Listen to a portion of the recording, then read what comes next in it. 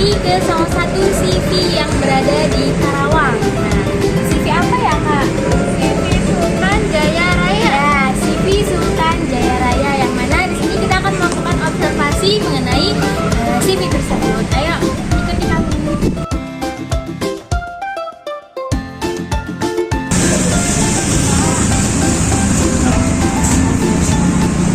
Pak mau minta waktunya sebentar ya?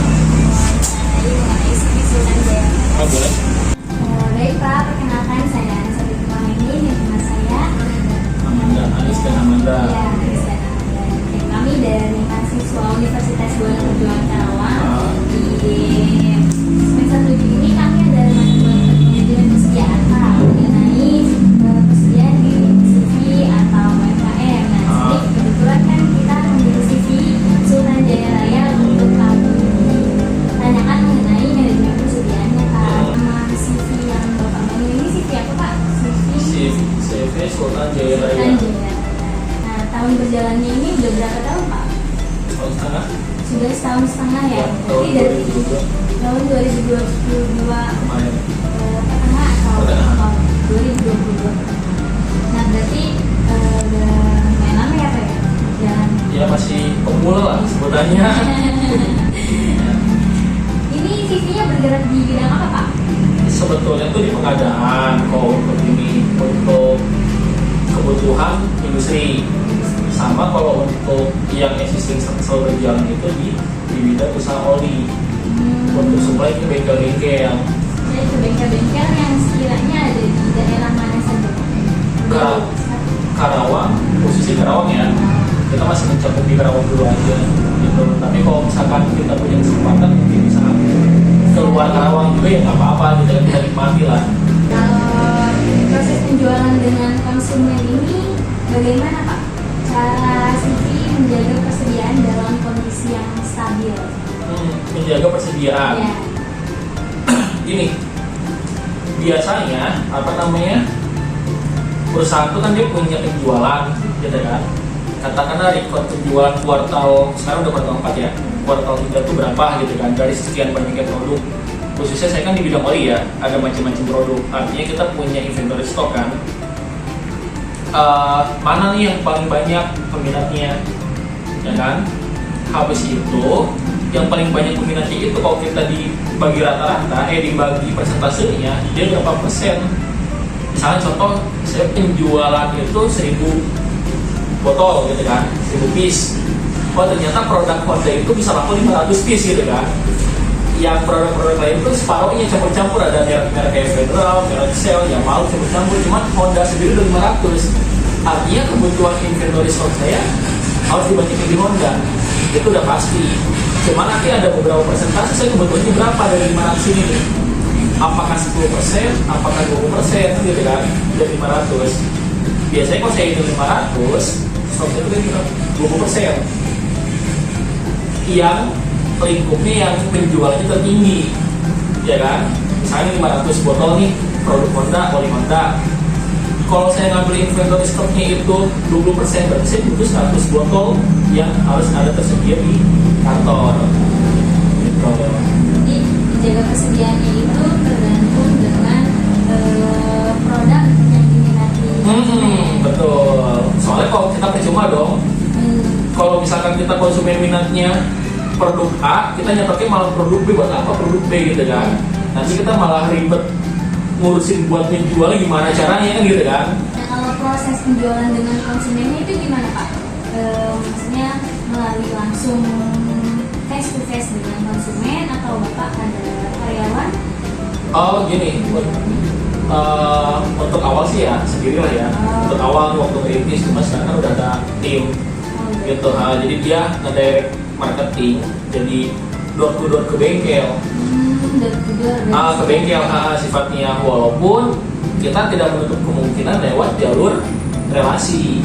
Misalnya contoh, saya kenal sama Anis kenal sama nama Amanda. Ternyata Amanda itu bapaknya punya bengkel kan gitu kan. Itu saya tidak menutup kemungkinan hal-hal seperti itu. Cuma secara teknis seringnya itu kita direct gitu kan, langsung door aja ke bengkel, nawarin produk. Tapi dengan cara door to door itu sudah berhasil berapa persen Pak? Misalkan kalau di 100 ya mungkin 15% lah gitu, 15% ya. Jadi relasi ya lebih Relasi ya, kalau relasi sih biasa langsung gol gitu kan, kita nawarin cuma 1 langsung jadi gitu kan. Tapi kalau di door kan kita nawarin 10 paling cuma 1 atau 2. kadang kan konsumen suka dari kami, saya mau pesen 500 pieces buat kali ini, tapi kadang saya mau ganti ini, menambah atau kakak kurangi gitu kan. Gimana sih caranya Bapak biar kepada dan pasien permintaan konsumen? Gini, apa ya, namanya kita berbisnis itu konsumen adalah apa ya, ya itu udah pasti lah. Soalnya kita melayani dia kan, karena dia kan memberikan income bagi kita, mau tidak mau kita tuh harus memberikan yang terbaik buat dia. Soalnya saya pribadi pun ke supplier begitu, ya kan, di saat saya tidak pasti, oh ini sih minta ganti ini gitu kan, dan itu harus siap bersedia. Itu bagian dari pelayanan, servis lah. Kalau kita nggak mau sepenuh hati seperti itu, konsumen kalau cuma ngambil produk dia kabur. Nah, terus kalau misalkan nih kan sekarang suka ada yang minta kurang, itu pasti ngalamin kerugian nggak kira-kira? Terus Bapak gimana sih caranya Dikurangin permintaannya? tadi yang minta 500 kalau jadi 400. Mungkin bukan rugi langsung secara rugi gitu Pak, tapi tadinya Bapak stoknya ada 500 terus mintanya kurang gitu, tapi kan 100 berarti nggak jadi gitu. Oh nggak rugi itu mah, nanti toh barangnya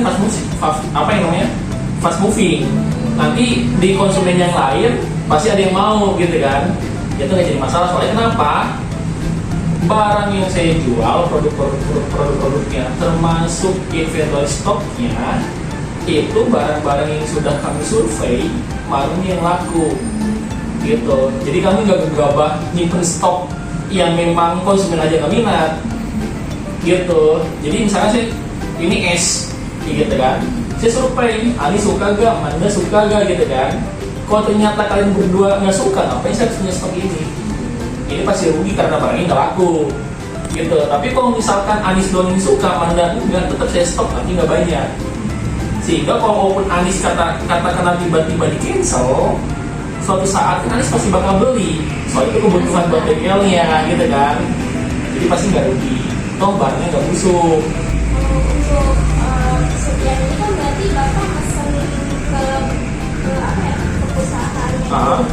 Gimana sih caranya Bapak biar bisa langsung dapat itu caranya? Perusahaan dari oli ini kan Bapak beli lagi ke perusahaan saya. Nah, itu prosesnya itu bisa langsung dapat atau memang kerjaannya langsung dapat atau harus PO dulu gitu kan dari dulu? Mau langsung request, langsung minta aja kalau ada tinggi ke salesnya. Ya, cuman memang proses buat dapat ini saya nggak ceritain lah ya gimana ya. Cuman kalau saya katakan stok saya udah minim, saya bilang contoh distributornya tuh mana distributor marketingnya nih dari pihak perusahaan distributor, Manda saya butuh oli dong 10 dus gitu kan. Kalau dikirim bisa dikirim kapan nih secepatnya.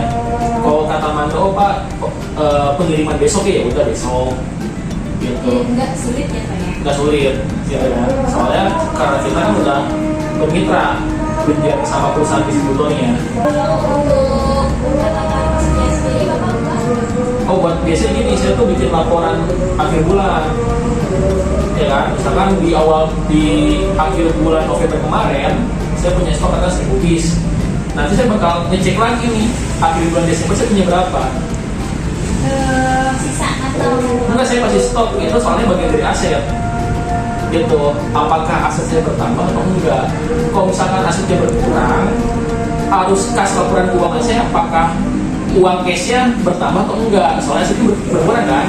Kalau ternyata uang cash saya berkurang, enggak bertambah, tapi aset saya berkurang, berarti ada sesuatu yang salah gitu. Ada sesuatu yang salah dalam penggunaan keuangan itu. Nggak Bapak ngalamin masalah sendiri? Kayak misalkan diceritain, oh aset saya berkurang, tapi mungkin menambah. Oh ya pernah lah, masih nggak pernah gitu kan. Masih pernah. Ada yang lain nutupin kesalahannya kayak gitu? Tujuannya tuh karena bikin laporan aset ini kan tujuannya kan kita biar mengontrol ya kan. Kalau mungkin kalau di sebagai owner itu kita mengontrol uang kita lah gitu. Soalnya ngecek stok itu kan berupa barang, kita harus merubah satuannya tuh ke rupiah gitu. Jadi mau seberat apapun, segede apapun, satuannya harus kita rubah jadi rupiah gitu kan. Uang kita berkurang atau enggak di situ aja. Misalnya kalau uangnya asetnya berkurang, berarti uangnya berkurang. Cuma uang cash kita berkurang atau enggak. Idealnya sih uang cash kita bertambah, ya kan? Atau ada alokasi yang lain nih, misalkan BOP kita bertambah, BO operasional lo ternyata berat di sini nih. Uang inventory kita terus buat biaya operasional ya bertambah. Nanti kita ulik lagi nih kenapa biaya operasional itu bisa bertambah gitu. Itu cuma buat kontrol aja. Setiap perusahaan tuh pasti punya ini gimana cara dia nggak mengaturnya gitu. Kalau untuk si bapak sendiri gimana nih caranya biar nggak mengaturnya? Kerugian apa dulu nih? Dalam tidak persediaannya mungkin Persediaannya. konsumennya. Ini kalau persediaannya biasanya saya selalu gini. Setiap di awal bulan itu saya riset gitu kan. Katakanlah saya di awal bulan punya stok 1000, ya kan? Di tanggal 1, baru tanggal 1 nih, udah ada orderan saya ngirim mulai ke bengkel, katakanlah total 10 juta. Itu kan baru omset 10 juta, katakan 100 piece, ya kan? Artinya saya uang dari 10 juta ini harus bisa nyisihin buat 100 piece ini.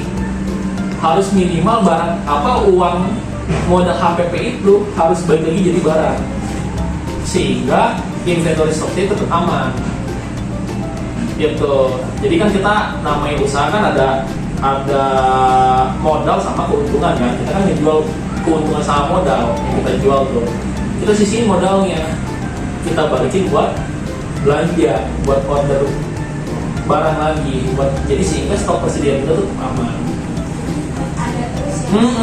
Ada terus. Syukur-syukur kita keuntungan itu kita sisihin separohnya buat nambah stok aset, atau kita alokasikan buat budget yang lain, budget yang lain.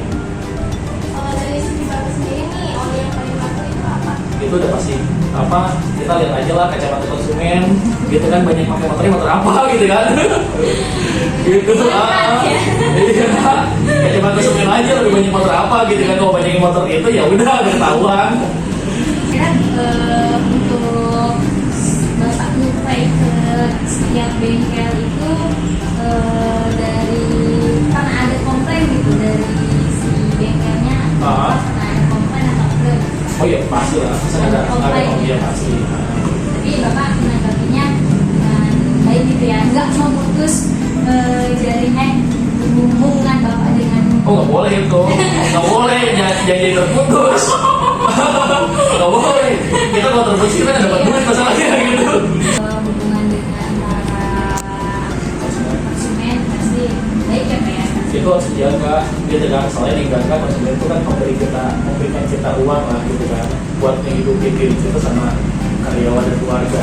Oh ya, untuk timnya ini pak, tim bapak ini dari berbagai daerah atau memang dari sini aja, dari Karawang aja gitu? Masih berfokusnya kan karena kita itu masih Karawang, masih orang Karawang sih banyaknya gitu kan, walaupun ada orang-orang misalkan teman-teman saya tuh katakan orang Aceh gitu kan, ya karena dia udah tinggal di Karawang ya nggak apa-apa gitu kan, tetap kita tuh saling join gitu kan. Lagi ya pak, pertanyaan kita itu terima kasih. Nah, setelah kita wawancara dengan Anggar, mari kita lihat stok persediaan oli.